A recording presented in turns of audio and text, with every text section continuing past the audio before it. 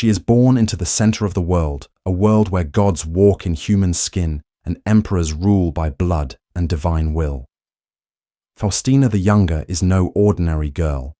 She enters the world in 130 CE in the reign of Emperor Hadrian, surrounded by power she does not yet understand, but will one day be consumed by.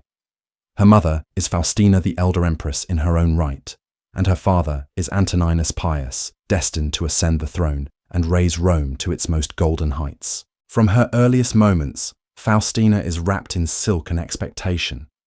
Marble busts already imagine her beauty coins will one day bear her face. The imperial court watches her like a blooming orchid, delicate, lovely, and absolutely essential. She is tutored in Greek and Latin, trained to move with grace and caution, taught not just how to rule, but how to obey. A Roman woman, especially an imperial one, must be more symbol than self. And so Faustina begins to vanish inside the role carved out for her by others. But inside the silks and scented oils there is a pulse, urgent, hungry, a mind that watches, a girl who dreams not only of being loved, but of being alive. Some say she is willful even as a child, that she speaks out of turn, that she dares to ask why. Others say she is a model of Roman virtue, obedient and serene. The truth, as always, lies somewhere between the statue and the beating heart. As her father Antoninus ascends to the purple following Hadrian's death in 138 CE, Faustina's world transforms. She becomes the daughter of an emperor, the very embodiment of Roman grace. But this new status is not without its chains. Her image becomes public property. Her body becomes a political asset. Rome loves its imperial daughters, so long as they know their place. Even in youth, Faustina is closely linked to power. The imperial succession had been uncertain. After Hadrian and her father's elevation was a careful compromise, a balance between factions. Faustina is now a keystone in that balance, a living bridge between dynasties. Her betrothal is not left to chance or affection. At the age of 14 or 15, Faustina is engaged to Lucius Verus, another adopted son of Hadrian. But before the union can be sealed, the tides shift. Her father, now emperor, decides to favor another heir, Marcus Aurelius, his philosophical and pious nephew by marriage. Quiet, thoughtful, stoic, a man made more of parchment and duty than flame. Lucius Verus is cast aside. Faustina's fate is rewritten. She is now promised to Marcus. The match is perfect, at least on paper. Two lines of imperial blood converging. But marriage in Rome is rarely about affection. And for a girl like Faustina, it is almost never about choice. Their wedding, held in 145 CE, is a spectacle of power and pageantry. Laurel crowns, silk togas, sacrificial offerings to the gods. Rome celebrates what it believes is an unshakable union of virtue and strength. Coins are minted with their faces side by side. Statues are raised. The Empress in training steps into the role designed for her. And yet from the moment the veil is lifted, a question lingers: who is Faustina behind the marble smile? She is now bound to a man 10 years her senior one, whose devotion to philosophy may leave little room for passion. Marcus Aurelius, even in his own meditations, speaks of duty, temperance, and the fleeting nature of pleasure. Faustina, by contrast, is described by contemporaries and later chroniclers as lively, indulgent, even sensuous. The match may be blessed by the gods, but in the corridors of the palace, tension curls like incense smoke. They are two forces in orbit: duty and desire, one written in stoic ink, the other in whispered scandal. Still, Faustina adapts. She plays the role. She becomes empress in waiting with poise and purpose. She walks the tightrope between affection and ambition, between subservience and sovereignty. Rome watches and whispers. Not yet the empress, not yet the scandal. But already her legend begins to ferment. The historian Cassius Dio will later write that Faustina was a woman of shameful character, though he offers little beyond rumor. Others describe her as generous, compassionate, beloved by soldiers and commoners alike. She gives money to the poor. She raises temples to the gods. She raises children, many children. But Rome remembers what it chooses. And what it often chooses to remember are the cracks, the shadows. The palace has many windows and many eyes. Faustina's every movement becomes material for gossip. Every glance is interpreted, every absence noted. Some say she flirts with foreign envoys. Others say she drinks too deeply of wine or of pleasure. A few bolder still suggest her desires are uncontainable. In these early years, the whispers are soft, but they will grow louder, much louder. For now the candle flickers, the shadows lean in. Faustina smiles in portraits and walks among gods, but inside her chest a different story beats a story Rome is not yet ready to hear, but one it will never forget. She is a daughter of emperors, yes, but more than that, Faustina is a daughter of Rome itself, conceived in its marble corridors and raised beneath its golden eagles. Her bloodline is thick with divinity and politics, laced with both favor and fatal expectation. She grows not like other children, not with wooden toys and idle afternoons, but in the glow of ceremonial torches and the cold gaze of senators. Her mother, Faustina the Elder, is a symbol of womanly virtue in Rome. Statues of her grace, the temples while she still lives. She dies when the younger Faustina is scarcely in her teens, but already the expectations have begun to press in like polished armor. Antoninus Pius, her father, is known as a man of duty and fairness. But even fairness has sharp edges in the empire. To him, Faustina is both daughter and pawn, to be moved carefully across the imperial chessboard. Faustina walks through her childhood, not like a girl, but like a myth in the making. She learns the posture of patience, the language of flattery, the poise of submission.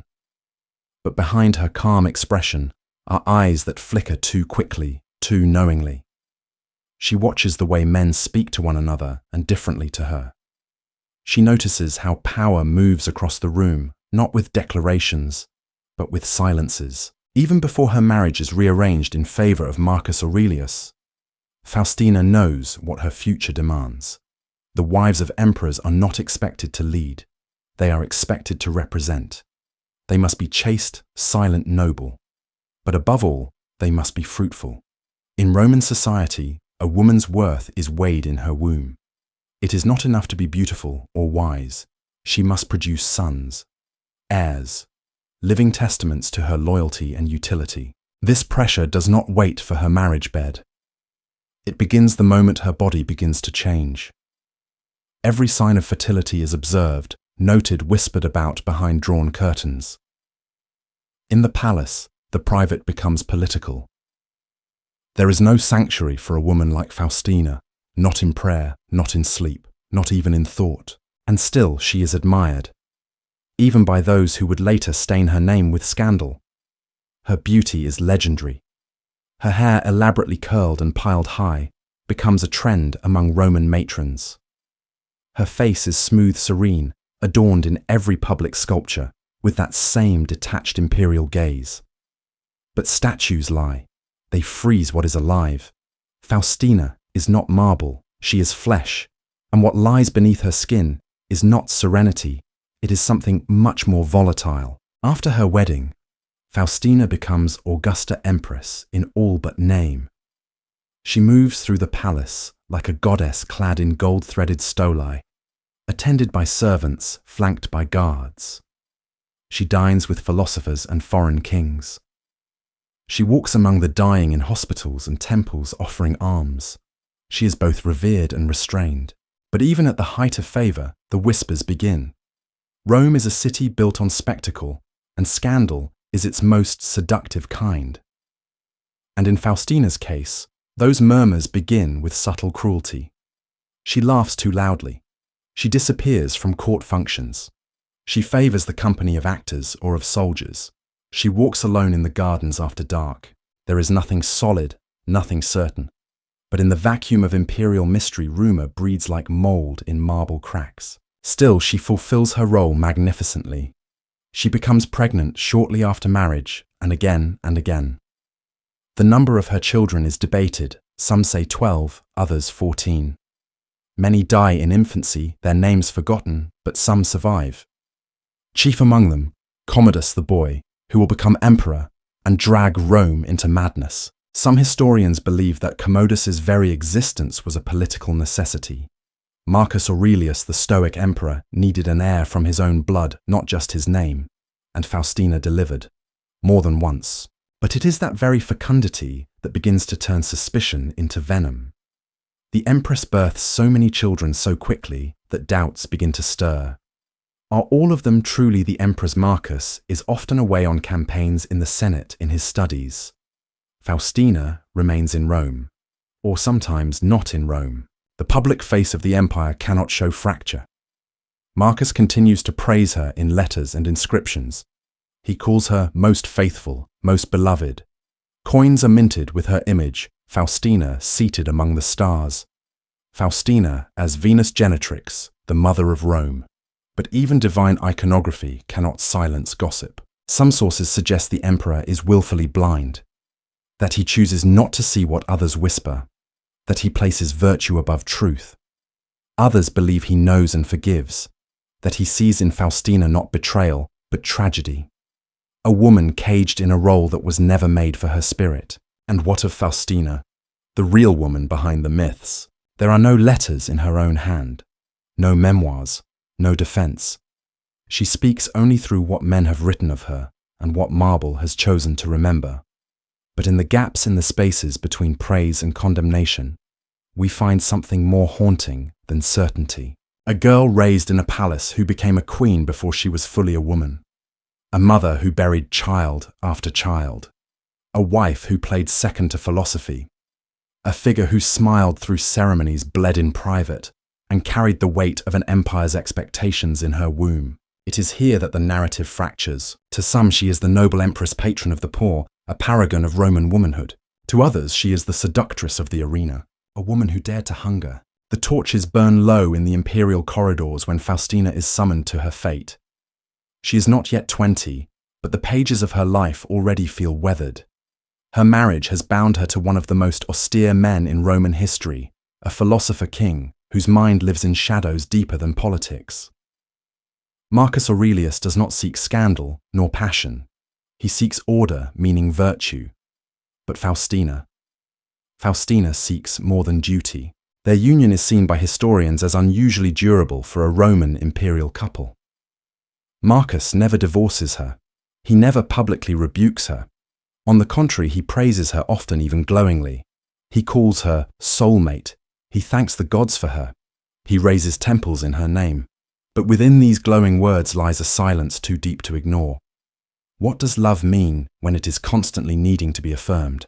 In the court, some smile too broadly when they speak her name. Others whisper when she passes. She's a goddess, they say, but even goddesses fall. Even goddesses wander. Some believe that Marcus is blind, others that he chooses to turn away. In his own meditations, written not for public eyes but for his soul, he mentions Faustina sparingly. His praises are often veiled in resignation blessings for enduring what he must not, joy for what he shares. Perhaps he writes more in grief than gratitude. Perhaps not. Rome begins to mutter louder. Faustina, they say, is not faithful. They do not accuse her directly, at least not in public.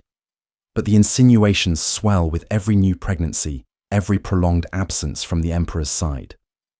Her friendships with actors, gladiators, and soldiers are examined like clues in a crime no one dares name aloud. To the outside world, Faustina continues to shine. She smiles in public dines with generals' walks in triumphal processions. She is Mater Castrorum, mother of the camp, the soldier's empress. She is a visible part of military life, a rare honor for a Roman woman. She travels with the emperor on campaigns, dons the garb of the camp, and offers sacrifices for the army's safety. The legions revere her, or claim to. But even the title they give her, Mater Castrorum, carries with it a poisoned breath. Some say the soldiers love her too much, that the camps offer not only shelter from battle, but escape from the expectations of monogamy. That somewhere amid the tents and torches, Faustina finds what the marble halls never gave her. One story begins to surface. Quietly at first. Absurd, even laughable. But it spreads like all the best Roman tales, half truth, half theatre. They say Faustina fell in love with a gladiator, that while the emperor was away or deep in study, she watched the games from behind the silken veils of the imperial box, her eyes resting too long on a particular man of the arena, that she arranged secret meetings, veiled rendezvous, that she took him to her bed, or her bed to him. It is a tale so lurid that even chroniclers of Rome hesitate to put ink to it. and yet it persists. One version goes further still, that when the emperor learned of the affair, he consulted priests, oracles, and physicians, that he was told the empress had been defiled, and the only way to cleanse her was by a rite of blood.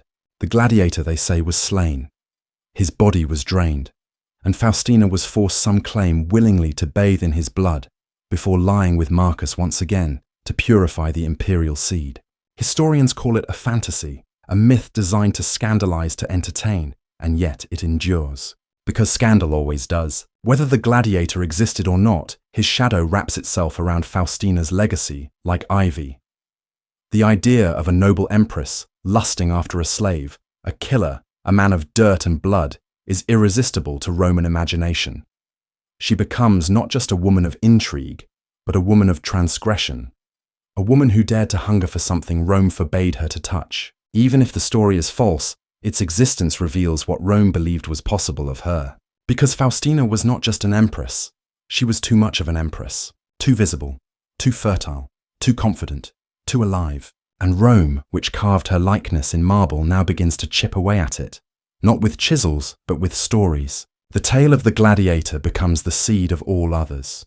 Every man seen near her becomes suspect. Every birth becomes a question mark.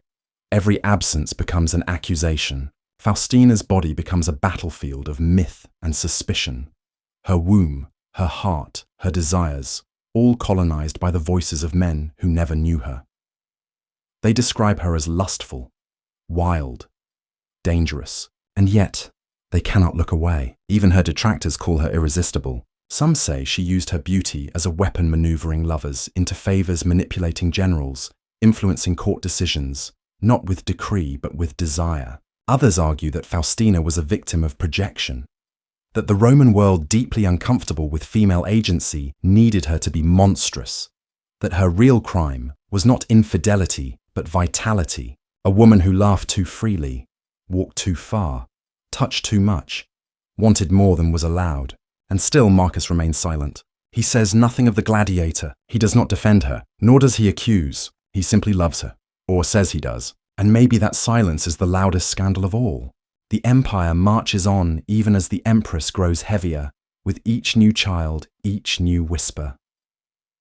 Rome has never made room for a woman like Faustina. Her beauty is too ripe, her fertility too abundant, her presence too commanding. She is praised with the tongues of priests and slandered with the knives of gossip. But above all, she endures. Marcus Aurelius may spend his nights in philosophical solitude, writing lines about temperance and virtue by lamplight. But Faustina lives in the flesh. She bleeds births, suffers. Her body again and again becomes the theatre upon which Rome's future is staged, and the audience, ungrateful, throws shadows in place of flowers. Behind the laurel wreath of Marcus Aurelius is a woman surviving Rome itself. She gives birth to twins in 161 CE. One dies young. The other, Lucius Aurelius Commodus, survives. He is loud. He is erratic. He is adored by his mother. Historians would later claim that Commodus is proof of Faustina's sin, the embodiment of her recklessness. But at the time, he is simply the imperial heir, Rome's future, her legacy. In public, Faustina smiles. She presides over ceremonies with celestial poise. She walks the marble steps of temples like a statue come to life. She blesses veterans, offers gifts to the poor, and rides alongside her husband through the city gates in times of triumph. Her likeness is stamped across denarii and auri coins that pass through every hand in the empire, bearing her serene face and exalted titles. But behind closed doors, Rome whispers like a jealous lover. They say she's bored, that the philosopher-emperor cannot satisfy her hungers, that her heart belongs not to the empire but to forbidden pleasures, that she seeks out the thrill of danger, the kind only a gladiator or a soldier can offer, that she prefers sweat to silk muscle, to marble touch to theory. It becomes a cruel joke told in the taverns and back rooms. Who fathered the next imperial child, Marcus or Mars? It's not just her imagined affairs that haunt her reputation. It's the very possibility that she dares to choose at all. In a world where women are supposed to reflect the light of their husbands, Faustina dares to generate her own heat, and that heat begins to sear the delicate parchment of her public image. Even as the empire erupts into war, First against Parthia in the east, then Germanic tribes to the north, Faustina refuses to disappear into the background. She does what no empress before her had dared to do. She follows Marcus to the front. The battlefields of the empire are no place for women. They are brutal, chaotic, soaked in blood, and plagued by disease. But Faustina arrives not as a passive observer, but as a presence. Soldiers claim she boosts morale, that her arrival is like a goddess descending onto their camps. They call her Mater Castrorum, mother of the camp, and it is meant as a tribute. But even tributes carry shadows. There are rumors that she walks among the tents at night, that she comforts wounded men too intimately, that she takes more than gratitude from the legionaries under her care. Some claim these stories are pure slander born from envy and misogyny. Others insist their truths wrapped in the silk of discretion. But what is certain is this: her presence at the front lines breaks precedent. It offends traditionalists. It unsettles the Senate, an empress in the dirt and blood of war. What could be more unnatural? And yet for Faustina perhaps it is more natural than marble silence. She does not wish to be idle. She does not wish to fade. If Rome will not give her power directly, she will seize it from its margins. If not through decree, then through presence. If not through law, then through legend. Still, her influence is fragile. For every soldier who praises her, another senator sharpens his tongue. For every coin minted with her image, another line of poetry mocks her behind closed doors. She is worshipped by those who never knew her, and defiled by those who feared her reality. Faustina becomes a mirror reflecting back to Rome everything it refuses to acknowledge in itself: its lust, its cruelty, its hunger for spectacle. She is the flame and the scandal, the goddess and the witch. Marcus does not speak of this. He governs, he writes, he broods. When he does mention her in official documents, it is with the same measured restraint he gives to matters of law or logistics. He calls her faithful, loyal, necessary, but never passionate, never flawed, never real. Some historians suggest that Marcus loved her in the only way he could as an idea, that he preferred her as a symbol of stoic endurance rather than as a woman of flesh and desire. Others say he feared her, that in her defiance, her unapologetic appetite for life, she became a force even he could not define. And so he lets the story swirl. He does not defend her publicly. He does not deny the rumors. He simply remains still, as if by refusing to respond, he can starve the fire of oxygen.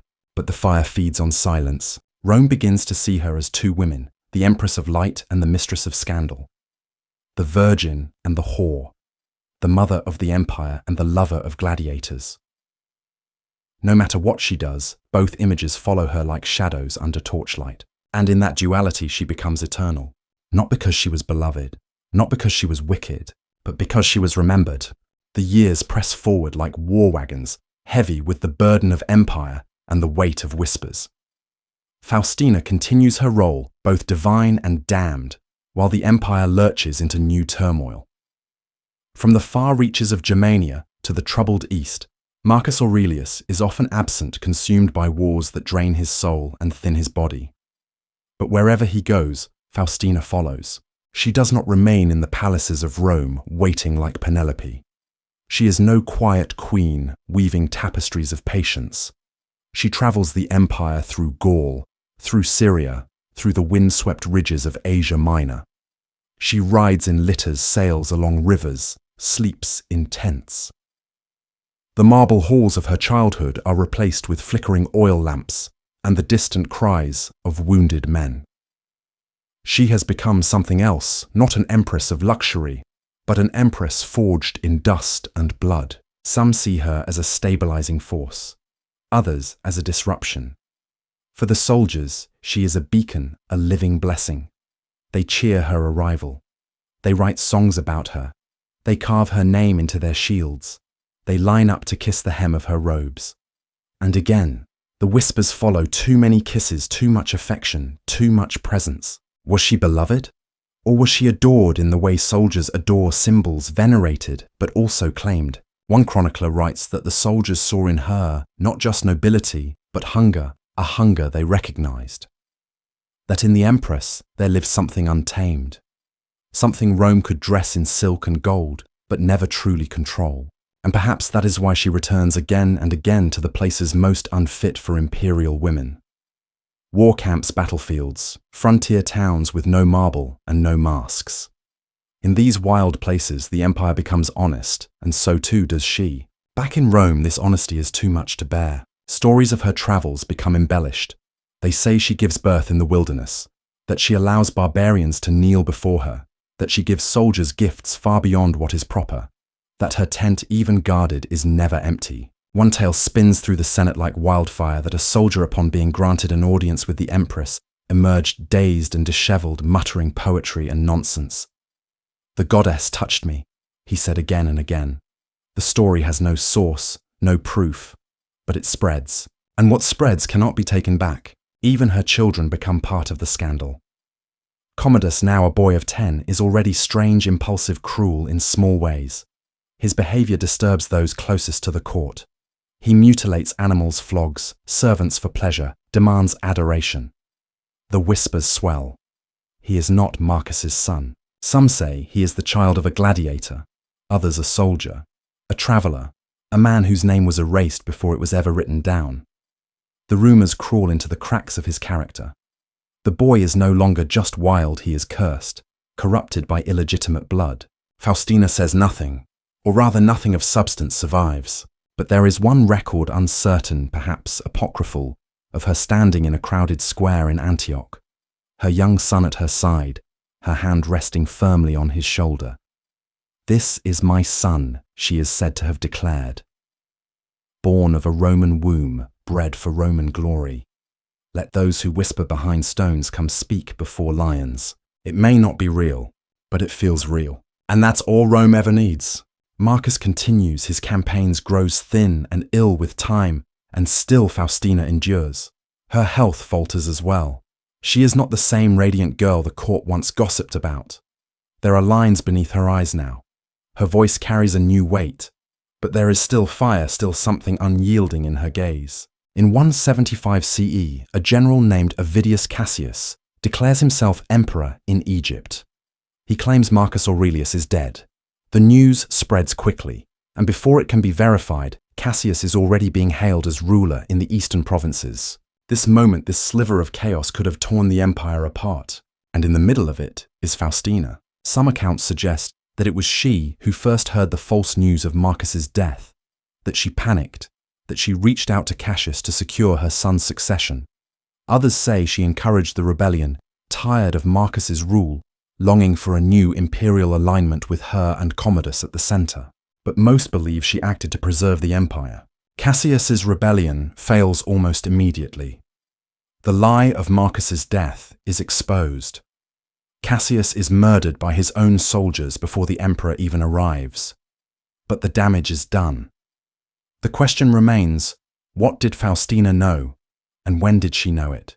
Marcus does not punish her. He does not exile her, nor accuse her of treason.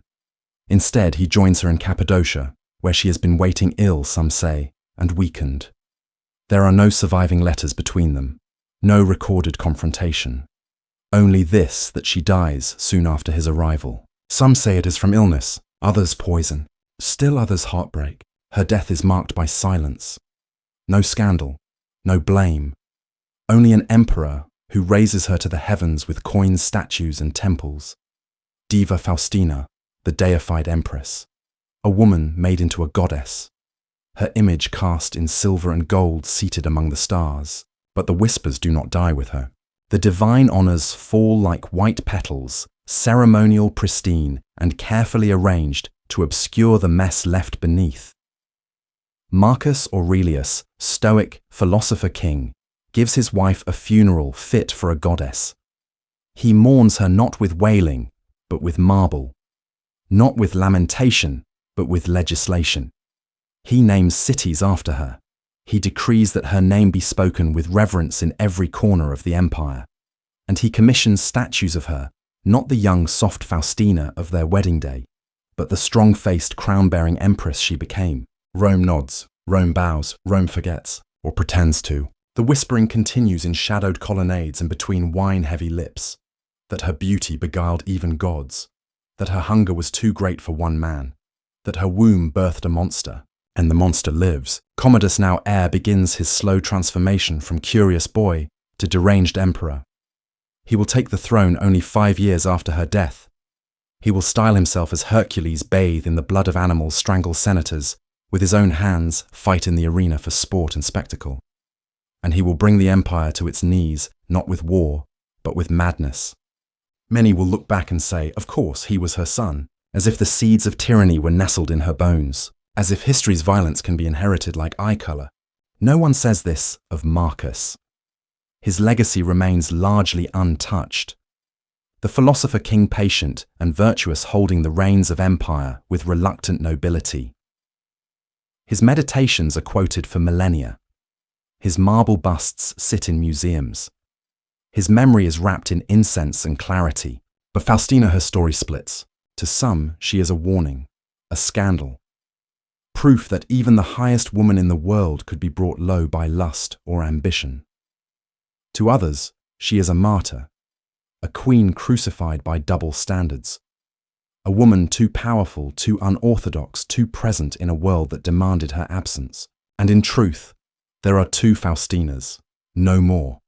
There are dozens fragmented reflections scattered across centuries of biased ink and eroded stone. One Faustina rides through dusty roads bearing children amid soldiers' cheers.